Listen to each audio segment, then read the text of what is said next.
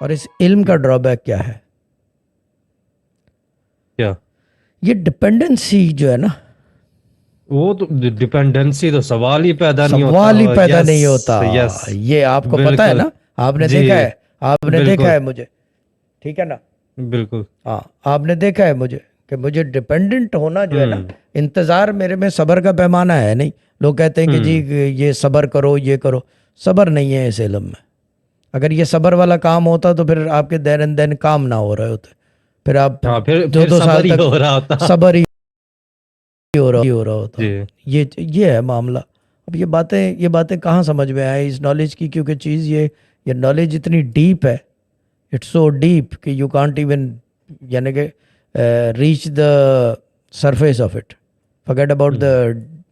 The depth of it. ये आप हम्म। क्या कहते हैं, उसकी सरफेस पे भी नहीं रह सकते, क्योंकि समझ में नहीं आता ये इल्म। सही। ये मामला है।